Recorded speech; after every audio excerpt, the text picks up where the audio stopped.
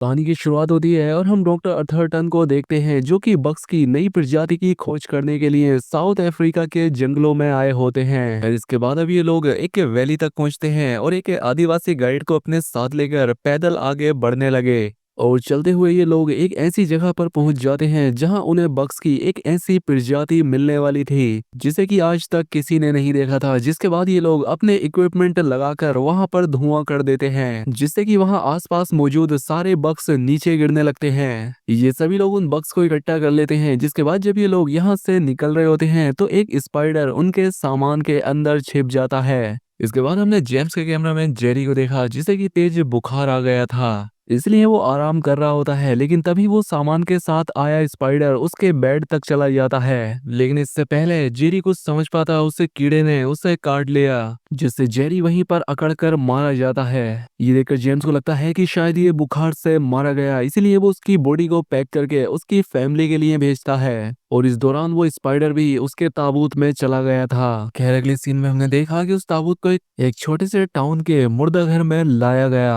और उस ताबूत को जब यहाँ खोला गया तो हम देखते हैं कि उसकी डेड बॉडी की हालत बहुत खराब हो चुकी थी, वो पूरी तरह से सूख चुकी थी। और इस दौरान ताबूत के अंदर मौजूद वो स्पाइडर भी यहाँ से निकल जाता है जिसे कि एक क्रो उठाकर ले जाता है, लेकिन वो स्पाइडर उसे भी काट लेता है जिससे उस कोए की भी दर्दनाक तरीके से जान चली गई। फिर वो स्पाइडर उसी कोए के साथ एक बाड़े के पास गिरता है जहाँ पर कि रोज और मोली की फैमिली शिफ्ट हुई थी। यहाँ पर हमें पता लगा कि रोज एक डॉक्टर है, क्योंकि इस टाउन का डॉक्टर रिटायर होने वाला था तो उसकी जगह पर रोज यहाँ आया है। तभी रोज के पास उसका बेटा टॉम आता है और उसे एक स्पाइडर के बारे में बताता है जो कि उनके बॉक्स के साथ यहाँ पर आ गया होता है। और क्योंकि रोज और टॉम दोनों ही एरेक्नोफोबिया के शिकार होते हैं, यानी कि एरेक्नोफोबिया एक ऐसा डिसऑर्डर है जिसके होने से इंसानों को मकड़ी से डर लगता है। खैर अब रोज की वाइफ मोली उस छोटे से स्पाइडर को उसी बांध में छोड़कर आती है जहाँ पर कि वो जेरी के ताबूत में आया स्पाइडर भी मौजूद होता है। अब अगले दिन जब रोज टाउन के पुराने डॉक्टर सैम के पास पहुंचता है तो वो बताता है कि मैं अभी रिटायरमेंट नहीं ले रहा हूँ। और ये सुनकर रोज पूरी तरह से शॉक्ड हो जाता है क्योंकि वो इसी काम के भरोसे तो अपनी पूरी फैमिली को लेकर यहाँ पर आ गया था,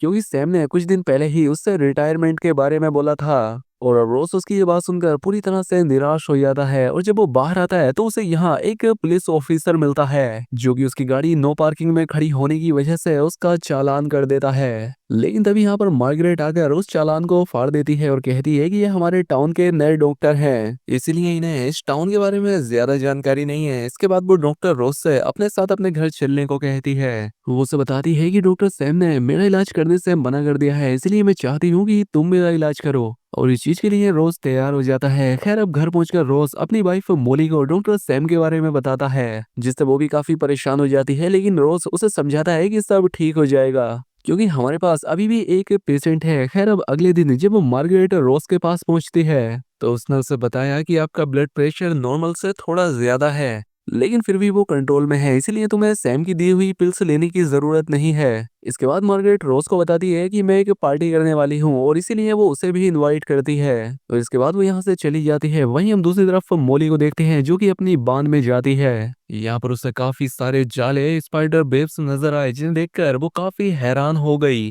वो इन वेब्स की पिक्चर भी लेती है। खैर अब डिनर के टाइम पर मोनी रोज से मार्गरेट के बारे में पूछती है। रोज उसे बताता है कि हाँ वो काफी अच्छी है और उसने मेरे लिए एक पार्टी भी रखी है। ये सुनकर जेनी काफी खुश होती है और फिर वो रोज को अस्पताल में मौजूद उन जालों के बारे में बताती है और उन्हें देखने के लिए भी कहती है। लेकिन रोज वहां जाने से साफ इनकार कर देता है क्योंकि वो मकड़ियों से बहुत डरता है। लेकिन मोली उसे समझाती है और अपने साथ बांध में ले जाती है। यहाँ जब रोज चेक करने के लिए ऊपर चढ़ा तो वो नीचे गिर जाता है जिससे वो और भी ज्यादा डर गया और यहाँ से चला जाता है। तभी हम देख पाते हैं कि यहाँ पर उस स्पाइडर ने अंडे दे दिए हैं जो कि इस जेनिंग्स परिवार के लिए अच्छी बात तो नहीं थी। इसके बाद हम मार्गरेट की पार्टी का सीन देखते हैं जहाँ पर कई सारे लोग डॉक्टर रोज को काफी पसंद कर रहे थे और ये चीज डॉक्टर सैम को बिल्कुल भी पसंद नहीं आ रही थी। वहीं हमने बान का सीन देखा जहाँ पर उस स्पाइडर के अंडों से बहुत सारे बेबी स्पाइडर बाहर आ गए थे। वो सभी स्पाइडर अब टाउन की तरफ बढ़ने लगे थे। वहीं हम देखते हैं कि पार्टी खत्म होने के बाद एक स्पाइडर मार्गरेट के घर के अंदर भी चला जाता है। वो उसके लैंप में छिप जाता है और जैसे ही मार्गरेट लैंप को बुझाने की कोशिश करती है वो उसके हाथ पर गिरकर काट लेता है। खैर अब अगली सुबह रोज मार्गरेट को थैंक्स बोलने के लिए उसके घर पहुंचता है, लेकिन मार्गरेट उसे वहां पर मरी हुई मिलती है।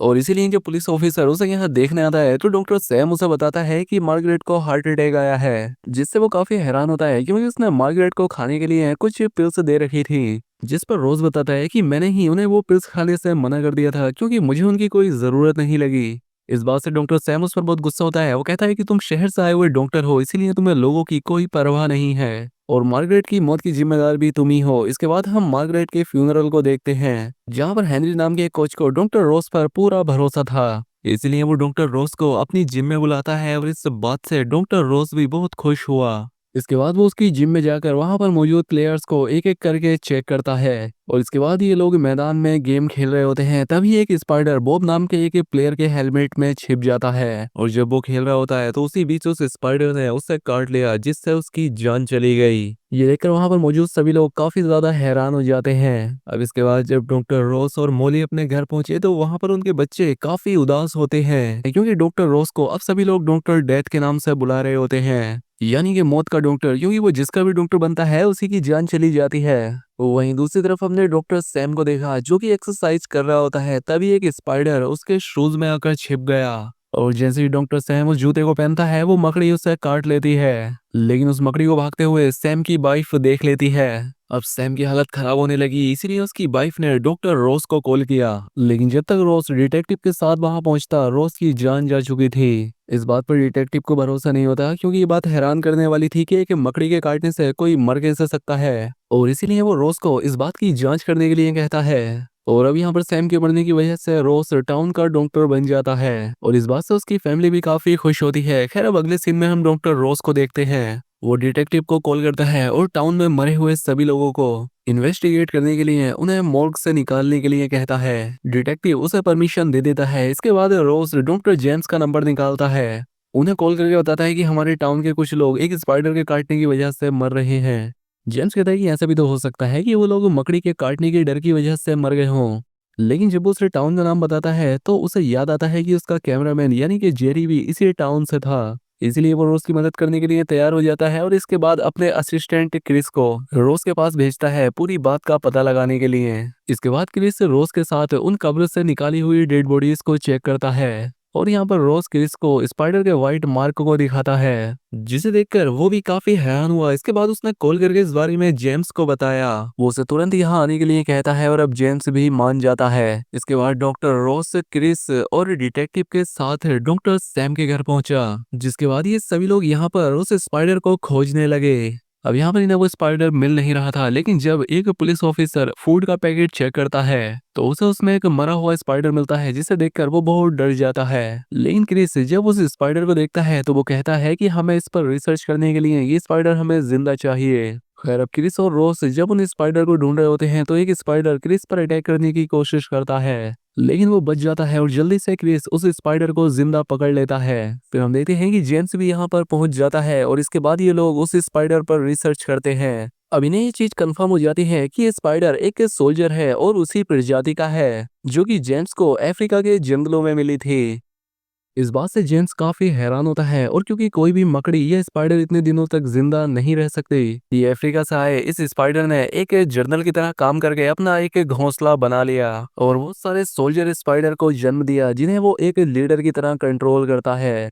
और उसने एक क्वीन भी खुद ही बनाई है और अगर इसीलिए इन स्पाइडर को ना रोका गया तो इनकी जनसंख्या बढ़ती जाएगी, जिसके बाद इस टाउन के साथ ही साथ और भी टाउन खाली होने लग जाएंगे। जिसके बाद जब डॉक्टर जेम्स रोज के क्लिनिक से जा रहा होता है तो उसकी नजर वहां पर लगे फोटोज पर पड़ती है, जिसमें कि रोज के घर की बाहर की फोटो और उसके घर के उस बांध में मकड़ी के जालों की फोटोज भी होती हैं, जिससे वो समझ जाता है कि मकड़ियों का घोंसला यहीं पर है। इसीलिए वो उस पुलिस ऑफिसर को उस बांध में चलने के लिए कहता है। वहीं दूसरी तरफ हम रोज को देखते हैं जो कि क्रिस के साथ अपने एक पड़ोसी के घर पहुंचता है।